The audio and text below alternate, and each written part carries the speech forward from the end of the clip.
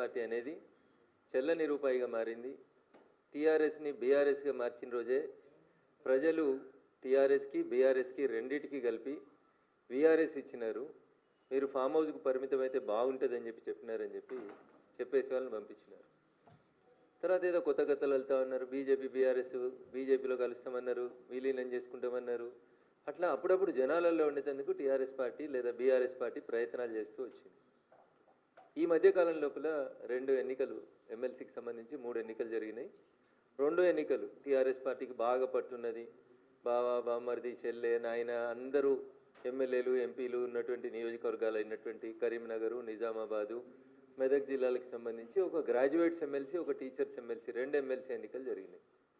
TRS party కనీసం అభ్యర్థులు కరువైనరా లేదా వాళ్ళు ఎందుకు ఆలోచించారో ఏం ఆలోచించారో తెలియదు. కనీసం పోటీ చేసే పరిస్థితులలో టీఆర్ఎస్ లేనటువంటి పరిస్థితి. ఇది గ్రౌండ్ రియాలిటీ.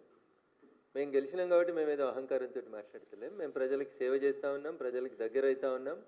మా పార్టీ పూర్వస్వరూపం జనసంఘ పుట్టిందే అంత్యోదయ లక్ష్యంగా పుట్టింది. ఆ అంత్యోదయ లక్ష్యంగానే పనిచేస్తున్నాం. Eradication of poverty, eradication of poor, గరీబుల సేవ చేసేందుకే భారతీయ జనతా పార్టీ పనిచేస్తుంది. పేదలు, రైతులు, మహిళలు వీళ్ళ కోసం అనుక్షణం తప్పించేటువంటి పార్టీ భారతీయ జనతా పార్టీ. ఎవరు అడగకున్నా రైతన్నల కష్టాన్ని దృష్టిలో ఉంచుకొని 3 రోజుల క్రితం జరిగినటువంటి భారత కేబినెట్ గౌరవ ప్రధానమంత్రి నరేంద్ర మోడీ గారి నాయకత్వంలో మళ్ళీ రైతన్నలకు అన్నింటికి కూడా మినిమం సపోర్ట్ ప్రైస్ విషయం లోపల భారత కేబినెట్ ఒక నిర్ణయం తీసుకొని సుమారు 2.5 లక్షల కోట్లు భారత ప్రభుత్వం మీద భారం పడుతుందని తెలిసి కూడా ఎంఎస్పీని పెంచుతూ రైతన్నల్ని ఆదుకోవాలనేటువంటి ఆలోచన కలిగిన పార్టీ భారతీయ జనతా పార్టీ, నరేంద్ర మోడీ గారి నాయకత్వం. ఈ దిశగా భారతీయ జనతా పార్టీ ముందుకు పోతూ తెలంగాణ రాష్ట్రంలో కూడా ఒక పైసలు లేదని, మమ్మల్ని ఎవరు నమ్ముతలేరని, ఢిల్లీకి పోతే చెప్పుల దొంగలుగా మమ్మల్ని చూస్తుర్రని సాక్షాత్తు ముఖ్యమంత్రి లాంటి వాళ్ళు మాట్లాడుతున్న పరిస్థితులలో మేము నేషనల్ హైవేల పేరిటనో ఇంకో దాని పేరిటనో అనునిత్యం తెలంగాణలో ఒక రకమైనటువంటి డెవలప్మెంట్ యాక్టివిటీస్ కోసం డబ్బులు ఇస్తూ తెలంగాణ ప్రజలకి భారతీయ జనతా పార్టీ దగ్గరవుతూ వస్తూ ఉంది.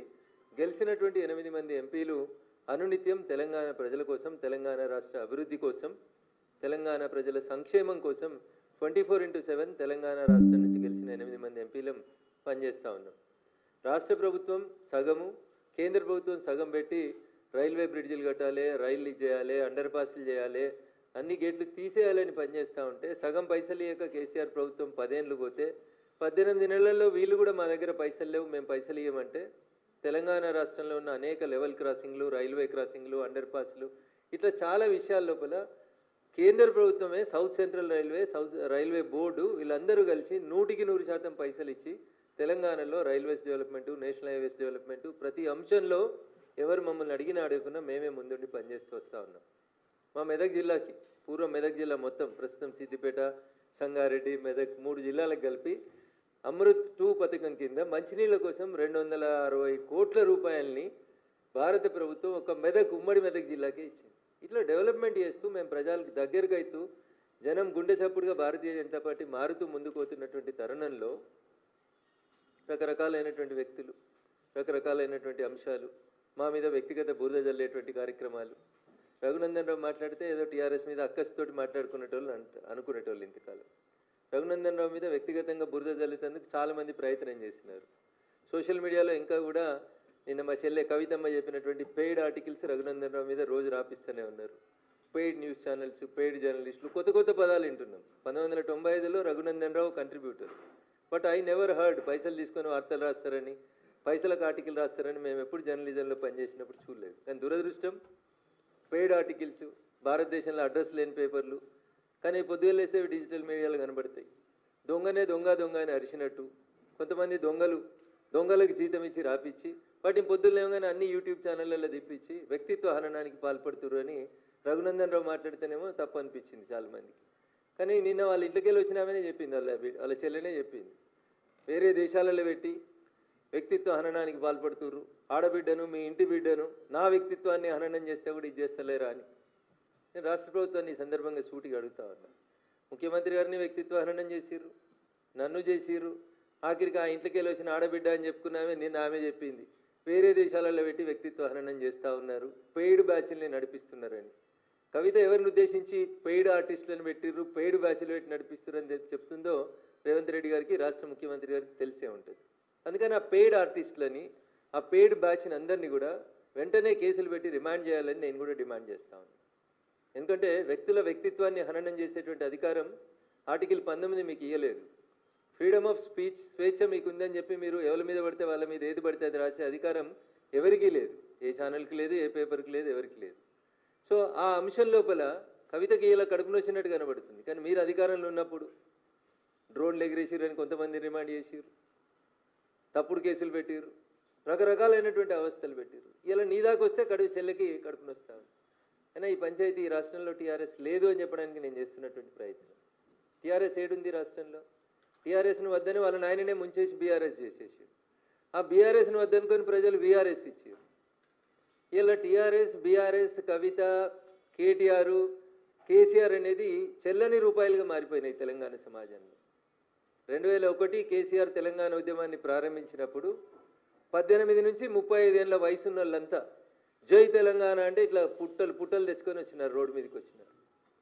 ఆ ఆవేశాన్ని, ఆ ఆలోచనని 10 సంవత్సరాల మీ పరిపాలన లోపల చంపేసి బిడ్డకో శాఖ, కొడుక్కో శాఖ, నాయనకో శాఖ ఇచ్చి మీది మీరే చేసుకొని, మిమ్మల్ని మీరే పెంచుకొని, మీ ఆస్తులు మీరు పెంచుకొని, మిమ్మల్ని మీరే ఎదుగుదలకు ఉపయోగించుకున్నారు తప్ప తెలంగాణ ప్రజలకు ఏం జరగలేదు. తెలంగాణ రాష్ట్రం రావాలని పెట్రోల్ పోసుకొని తనను తను తగులబెట్టుకున్న శ్రీకాంతాచారి కుటుంబానికి ఏం దక్కలేదు మీ 10 ఏళ్ల పాలన లోపల. అమరుడైన శ్రీకాంతాచారి, మొదటి అమరుని దగ్గర నుంచి, శ్రీకాంతాచారి దగ్గర నుంచి మొదలుకుంటే 120 కిలోమీటర్ల స్పీడ్ తోటి వచ్చేటువంటి రైళ్లను ముద్దాడినటువంటి పాలమూరు బిడ్డలకు కూడా రూపాయి దక్కలేదు. గల్లీలలో వెలువడి తినొత్తలేదు. ఢిల్లీలో ఉన్న యూపీఏ ప్రభుత్వానికి కానీ, ఢిల్లీకి పోయి చచ్చిపోయిన మా రంగారెడ్డి జిల్లా యాదిరెడ్డి గారి కుటుంబానికి కూడా ఏం దక్కలేదు. 1200 మంది కుటుంబాలు అమరులైతే అన్నకో శాఖ, చెల్లెకో శాఖ, నాయనకో శాఖ, ఆస్తులు పంచుకునే శాఖలు పెట్టుకున్నారు తప్ప మీ ఆస్తులు పెంచుకున్నారు 10 ఏళ్ల తెలంగాణ రాష్ట్ర సమితి పాలనలో తప్ప తెలంగాణ సమాజానికి ఏం దక్కలేదు. అందుకనే మిమ్మల్ని వద్దనుకుంది సమాజం, మీ కుటుంబాన్ని దూరం పెట్టాలనుకుంది సమాజం. టీఆర్ఎస్ ఎలియాస్ బీఆర్ఎస్కి వీఆర్ఎస్ ఇచ్చి పంపించేసారు. దాన్ని మళ్ళా చచ్చిపోయినటువంటి పాముని తిరిగి బతికించడం ఎట్లా? ఇగో దీనికి బ్రాండింగ్ పంచాయతీ. అన్నోదికు బ్రాండింగ్ చేసుకుంటున్నాడు. 30 మెడికల్ కాలేజీలు పెడితే మాకు పేరు రాలేదు కానీ 30 యూట్యూబ్ ఛానళ్ళకి జీతం ఇచ్చి బాగా గొప్పగా బ్రాండింగ్ చేసుకుందాం అనేటువంటి బ్రాండింగ్లో ఉన్నాడు కేటీఆర్. దానికి ఆయనకు తెలుసు, ఈరోజు కాకపోతే రేపైనా వీళ్ళందరినీ ఈడ అధికారంలో ఉన్న ప్రభుత్వమో, ఆడ అధికారంలో ఉన్న ప్రభుత్వమో పక్కా లెక్కలన్నీ తీసుకొస్తుంది, జైల్లో పెడుతుంది. శ్రీకృష్ణ జన్మస్థానానికి ఈ తప్పుడు కథనాలు రాస్తున్న వాళ్ళని పంపిస్తామనేది వాళ్ళకి తెలుసు. పెయిడ్ ఆర్టిస్టులకు కూడా తెలుసు. అందుకని ఏం చేస్తున్నారు వాళ్ళంతా? విదేశాలలో పెట్టుకొని ఐపీ నెంబర్లు లేకుండా పేపర్లు, ఛానల్ని రకరకాలైనటువంటి ప్రయోగాలు చేస్తూ ఉన్నారు. ఎలుక కలుగులో దాక్కుని ఏదో అనుకుంటుందంట, నేను బయటికి రానంతసేపు నన్ను ఎవడేం చేస్తాడని. పొగెట్లా పెట్టాలి, ఎలుకను బయటికి ఎట్లా తీసుకురావాలి, బయటకు వచ్చిన ఎలుకను బోన్లు ఎట్లా పెట్టాలనేది తెలియనంత అమాయకంగా ఈ దేశంలో భారతీయ జనతా పార్టీ లేదు, ఈ దేశాన్ని పాలిస్తలేదు భారతీయ జనతా పార్టీ. మేము ఎదుగుతున్నాం, పేదోళ్ళకి సేవ చేసి ఎదుగుతున్నాం. మేము ఎదుగుతున్నాం, రైతులకు దగ్గర ఎదుగుతూ ఉన్నాం. మేము ఎదుగుతూ ఉన్నాం, ఈ దేశంలో ఇన్ఫ్రాస్ట్రక్చర్ డెవలప్మెంట్ చేస్తూ ఎదుగుతూ ఉన్నాం. నరేంద్ర మోడీ గారి నాయకత్వం ప్రపంచానికి మార్గదర్శనం చేసేంత గొప్ప స్థాయికి ఎదిగింది. ఇప్పుడు వచ్చి వాళ్ళెవరో వాళ్ళ కోసం వాళ్ళని వాళ్ళు బ్రాండింగ్ చేసుకోవడం కోసం చెల్లని రూపాయి అయిపోయింది. చెల్లని రూపాయిని బ్రాండింగ్ చేసుకుంటుంది. కంటే కవితను ఎవరు అడుగుతున్నారు? కవిత 2019 ఎంపీ ఎన్నికలలో ఓడిపోయింది. ఓడిపోయిన తర్వాత కవితకి ఏమున్నది? 5 ఏళ్ళు అధికారంలో ఉన్నప్పుడు మీరు ఏం చేసినారని చూసే నిజామాబాద్ ప్రజలు మిమ్మల్ని ఓడగొట్టిండ్రు. ఇంకా కవితకి ఏమున్నది అక్కడ? ఏం లేదు. కష్టపడేదో నాన్న ప్రేమనో, కొట్లాడనో, ఏడ్స్తోటో ఎమ్మెల్సీ తెచ్చుకున్నారు. ఇవాళ చెల్లకుండా పోయినటువంటి కవిత గారు జనబాహల్యం లోపల పోటీ చేస్తే ప్రజలు ఆదరిస్తలేరని చెప్పి వచ్చి సెల్ఫ్ బ్రాండింగ్ పంచాయతీ తప్పితే ఏముంది ఇందులో? ఏం గొప్పగా చేసిందని కవిత? బతుకమ్మ ఆడినా, తెలంగాణ భావ వ్యాప్తి చేసిన చెల్లె నువ్వు ఉట్టే కంటే ముందు నుంచి ఉంది కదా బతుకమ్మ. నిజాం సర్కరోడు మా ఆడబిడ్డల్ని చీరలు ఇప్పించి బతుకమ్మ ఆడిరనే పంచాయతీ తెలంగాణ ఉద్యమ చరిత్రలో ఉంది కదా. చెల్లె బతుకమ్మ ఆడితే బతుకమ్మ, బతుకమ్మ ఆడకపోతే బతుకమ్మ కాదనేది ఎవరు చెప్పారు? So there is no brand for Kavitha, no brand for KTR, nothing is there for TRS. ఏం లేదు టీఆర్ఎస్కి, ఏమి లేదు కాబట్టి ఏదో ఉన్నట్టు చూపించుకోవాలి. చూపించుకోవడం కోసం చెల్లని దుడ్డుని ఏదో చేసిరని చెప్తారు ఊర్లలో. పక్కా తెలంగాణ భాషలు చెప్పాలంటే, కేసీఆర్ గారి భాషలు చెప్పాలంటే అది చెల్లని దుడ్డు, చెల్లని రూపాయి. చెల్లని రూపాయికి బ్రాండింగ్ చేసుకునేటువంటి ప్రయత్నము, దానికి మీడియా లోపల స్పేస్ మేమే ఉండాలి. అయితే మా అన్న ఉండాలి మీడియాలో, లేకపోతే నేను ఉండాలి, మా పార్టీ ఉండాలి. ఇతరులు ఎవరు ఉండొద్దు, ఇతరుల గురించి చర్చ జరగవద్దు. ఈ చెల్లని రూపాయల పంచాయతీలను తీసుకొని వచ్చి దానికి ఏదో గొప్పగా చేసుకుంటూ వస్తారు. ఏం చేసింది కవిత? నేను స్ట్రైట్గా అడుగుతున్నా. ఏ అమరుల కుటుంబాన్ని పరామర్శించిందా? ఏ అమరుల కుటుంబాన్ని ఆదుకున్నావా? అరే మా జిల్లాలో నాలుకల్ మండలం లోపల ఒక సోదరుడు చచ్చిపోయాడు. ఇక్కడే ఉస్మానియా యూనివర్సిటీ క్యాంపస్లో చచ్చిపోయినాడు. పిహెచ్ఎల్ గేట్ ముంగడ ఒక సోదరుడు చచ్చిపోయాడు ఉద్యోగాలు కావాలని. మీ 10 ఏళ్లలో బిహెచ్ఎల్లో లోకలకు ఉద్యోగాలు ఇప్పించిరా? నాలుకల్లో చచ్చిపోయినటువంటి కుటుంబాన్ని ఎన్నడన్నా పరామర్శించిరా? 10 ఏళ్ళు అధికారంలో ఉంటే మీరు చేసిందేముంది తెలంగాణలో చెప్పురు. మా మిరిదొడ్డిలో ఒక జర్నలిస్ట్ చచ్చిపోయాడు. జేఏసీ టెంట్లో జై తెలంగాణ అని అరిచి చచ్చిపోయాడు. కనీసం 10 లక్షలు ఇవ్వలే కుటుంబానికి, జర్నలిస్ట్ కుటుంబానికి. ఏం చేశారు మీరు అధికారంలో ఉన్న 10 ఏళ్ళు? పైసలు సంపాదించుకున్నారు, ఆస్తులు పెంచుకున్నారు తప్ప జనానికి వాస్తవాలు అర్థమైన తర్వాత మిమ్మల్ని వద్దని అనుకున్నారు జనం. ఇక వాళ్ళని వాళ్ళు బ్రాండింగ్ చేసుకోవడం కోసం టూ క్వైట్ కాంట్రడిక్టరీ స్టేట్మెంట్స్ చెప్తున్నారు కవిత గారు. ఒకసారి ఏమంటున్నారు? బీజేపీలో బీఆర్ఎస్ని విలీనం చేయమని చర్చలు జరిపారు. రెండోసారి ఏం చెప్తుంది? మా పార్టీకి ఒకడే ఒక నాయకుడు కేసీఆర్. మరి కేసీఆర్ గారిని బయటకు వచ్చి చెప్పమని. అవును నేను చర్చలు జరిపినా, నేను విలీనం చేద్దాం అనుకుంటున్నా, చెప్పురు అట్లాంటివి ఏమన్నా ఉంటే. మళ్ళీ ఒకసారి ఏమంటుంది? మేము విలీనం చేసుకోవడానికి మేము సిద్ధంగా లేము. టీఆర్ఎస్ పార్టీ పుట్టిన 2001 నుంచి 2 నిమిషాలు మీకు గుర్తు చేస్తాం.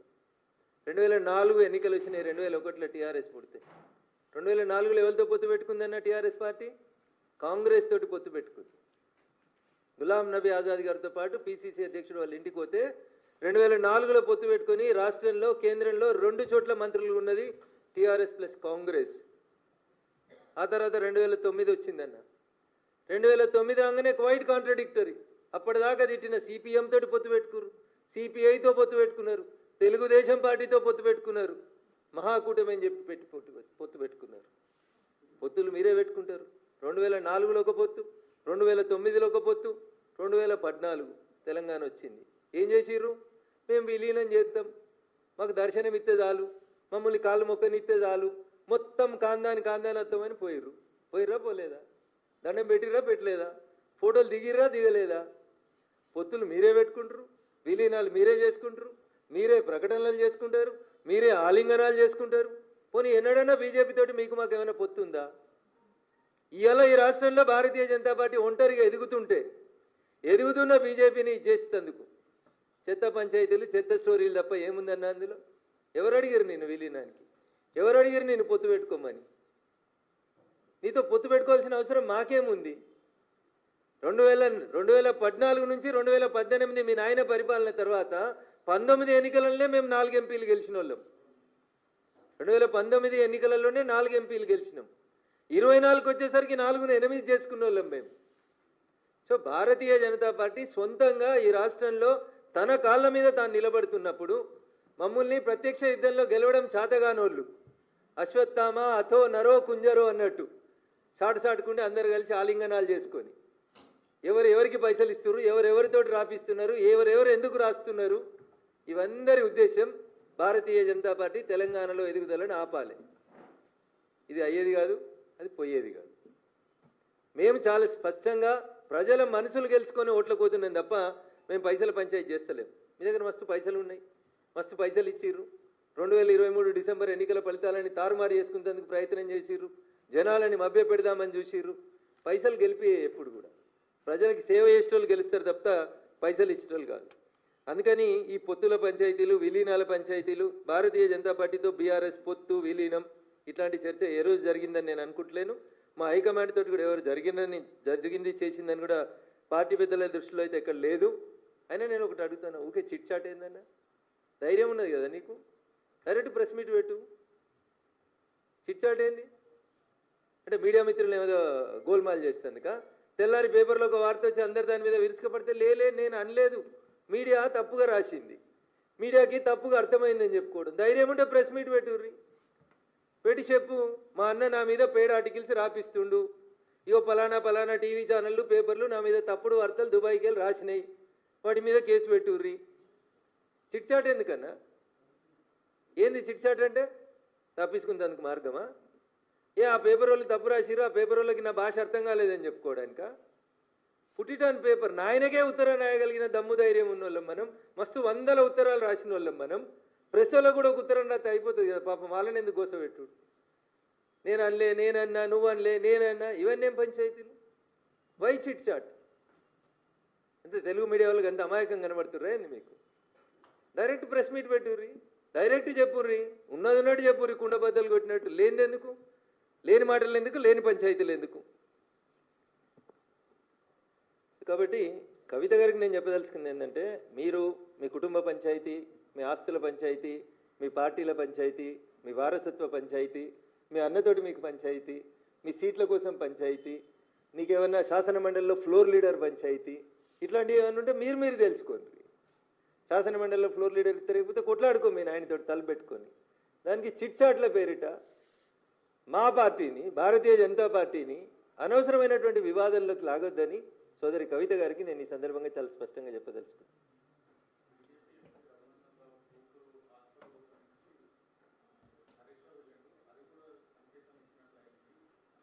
మరి ఆ రోజు హరీష్ రావుని ఎందుకు సస్పెండ్ చేయలేదు? నాట్ ఓన్లీ హరీష్ రావు, తలసాని శ్రీనివాస్ యాదవ్ గారు వచ్చారు, మాగంటి గోపీనాథ్ గారు వచ్చిండ్రు, ఆ ఏరియాలో ఉన్నటువంటి చాలామంది వచ్చారు. ఆయన ఆరోగ్య శాఖ మంత్రిగా ఒక దవాఖానా ఓపెనింగ్కి వచ్చిండు. మీకున్న ఇబ్బంది ఏంది? ఒకవేళ హరీష్ రావు గారు బీజేపీ కోవర్ట్ అని మీకు అనిపిస్తే తెల్లారే ఎందుకు తీసేయలేదు క్యాబినెట్లోకి వెళ్ళి? ఒక బీసీ బిడ్డ ఈటల రాజేందర్ గారిని రాత్రి తీసేసిండు కదా మీ నాయన.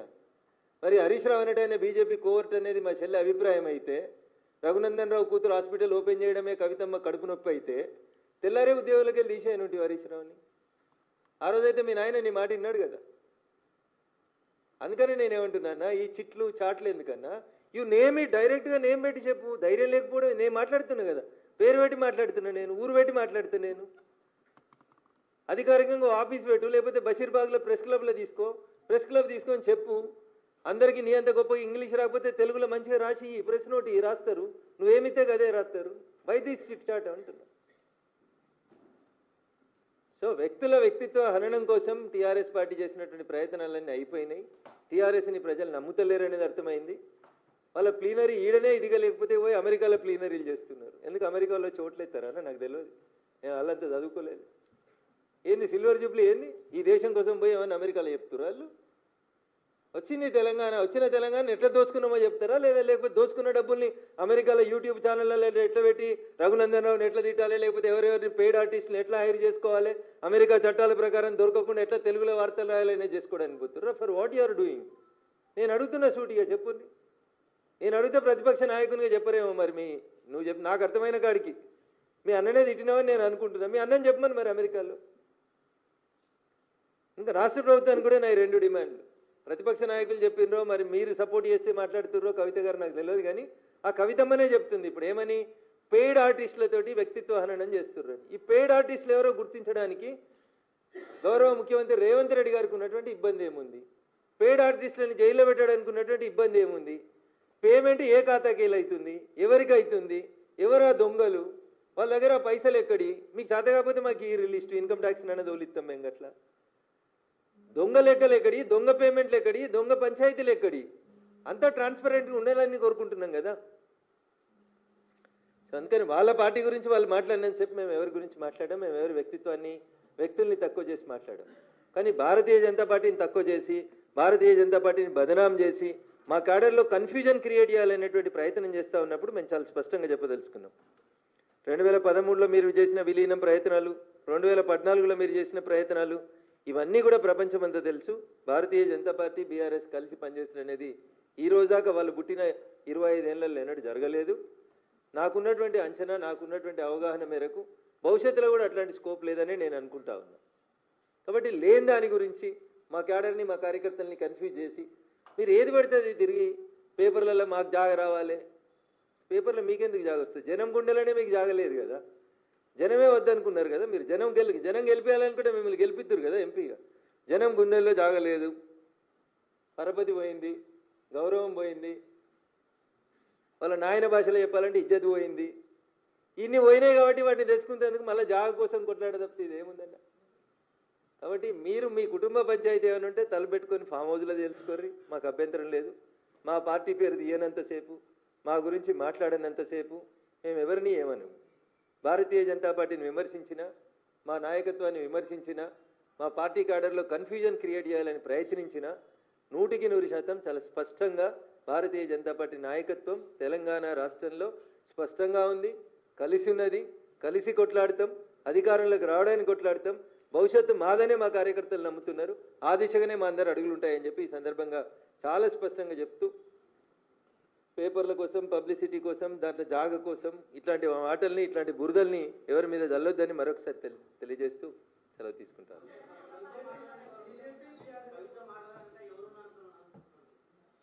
ఇప్పుడు టీఆర్ఎస్ బలహీనపడాలి, టీఆర్ఎస్ నాశనం కావాలని ఎవరు కోరుకుంటారో నాకంటే ఎక్కువ మీకే తెలుసు అన్న. వాళ్ళే మాట్లాడిస్తారు.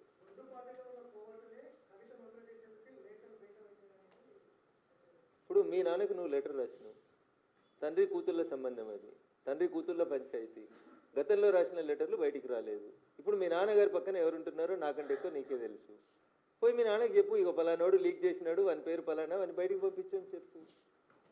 కోర్టు ఏందని, ఇదేమన్నా నక్సల్ సామ్రాజ్యమా? కోర్టు లేదు. వినడానికి సొంపుగా ఉంటాయని, మాట్లాడితే ఎతి ప్రాసలకు కలిసి వస్తాయని ఇట్లా మాట్లాడితే ఎట్లా? మీ ఇంట్లో కోవర్ట్లు ఉన్నారా? మీ నాన్న పక్కన కోవర్ట్లు ఉన్నారా? ఏం చెప్పదలుచుకున్నావు నువ్వు? మీ నాన్న పక్కన కోవర్ట్లు ఉంటే ఏం చేస్తున్నావు మరి? బిడ్డగా మీ నాన్నని కాపాడుకోవాలి కదా. ఆ కోర్టుల పేర్లు ఏందో మీ నాన్నకి చెప్పి బయటికి పంపించాలి కదా.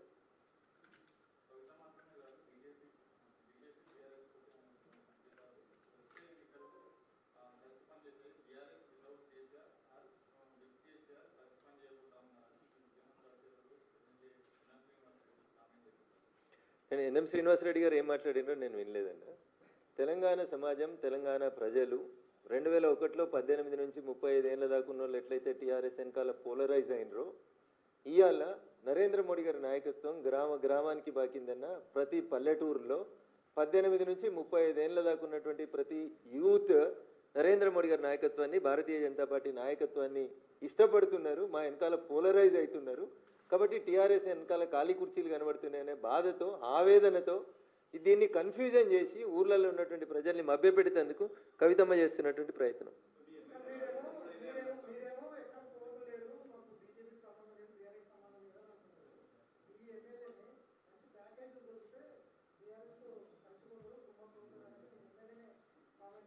నేను వినలేదన్నా, మా ఎమ్మెల్యేలో ఎవరు మాట్లాడినో వినలేదు. ఒకవేళ ఎవరైనా మాట్లాడితే మా రాష్ట్ర పార్టీ పెద్దలు, అధ్యక్షులు, ఆల్ ఇండియా అధ్యక్షులు ఖచ్చితంగా దానికి సమాధానం చెప్తారు.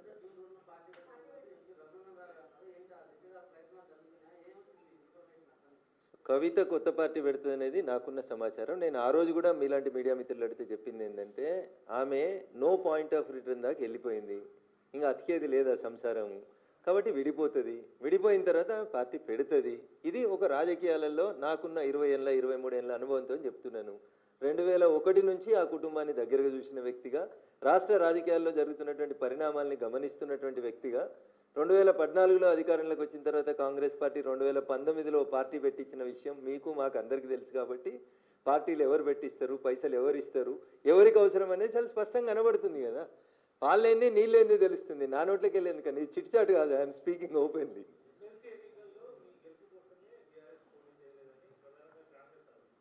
అన్న, ఊర్లలో ఒక మోటు సామెత ఉంటుంది, ఆడలేక మధ్యలో ఓడిందని.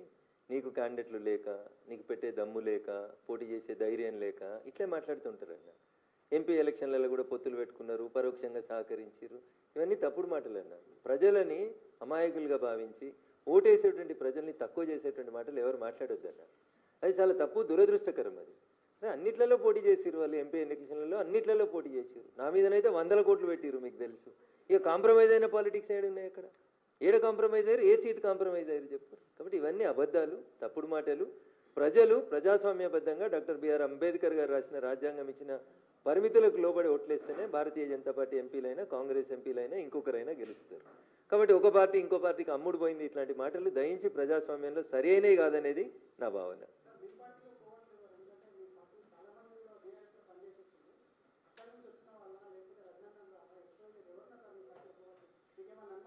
భారతీయ జనతా పార్టీ తన పార్టీలో కోవర్ట్లుంటే గుర్తుపట్టలేనంత అమాయకమైనటువంటి స్థితిలో లేదు.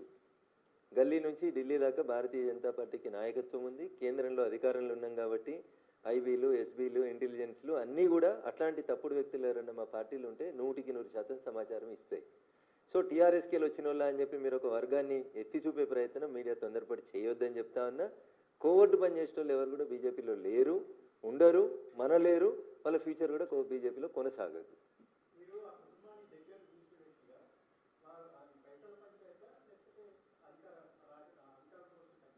వారసత్వ పంచాయతీ, పైసల పంచాయతీ, రేపు మళ్ళీ ఎప్పుడైనా భవిష్యత్తులో వస్తే అన్నీ అన్నకేనా నాకేం లేవా అనేది పంచాయతీ. ఈ రాష్ట్రంలో కాదు, పక్క రాష్ట్రంలో కూడా అదే అయింది. ఏమైందో మీకు తెలుసు. I don't want to name anybody. పక్క రాష్ట్రంలో కూడా ఏమైంది? అధికారం కోసం పంచాయతీ, సీట్ల కోసం పంచాయతీ, నోట్ల కోసం పంచాయతీ, ఇంకేముంటుందని అంతకుమించి. అల్టిమేట్గా బాగా పైసలు 10 సంవత్సరాలు అధికారంలో ఉన్నప్పుడు బాగా ముద్ద వచ్చింది. ఆ ముద్దను పంచుకునే కాడ పంచాయతీ వచ్చింది. అంతకుమించి ఏం ఉంటుందన్న. కమ్యూనిస్ట్ ఉద్యమ నాయకుడు అని చెప్పుకునేటువంటి మావో గారు అనుకుంటే ఒక సందర్భంలో చెప్తారు, all human relationships are linked with finance. మానవ సంబంధాలన్నీ ఆర్థిక సంబంధాలే అని చెప్తారు. మార్క్స్ చెప్తారు. మార్క్స్ చెప్పినటువంటి మాట, మానవ సంబంధాలన్నీ ఆర్థిక సంబంధాలే అని చెప్తారు. ఇంతకంటే ఎక్కువ ఏముందన్న? కుల్లం కనబడుతూనే ఉంది. Thank you.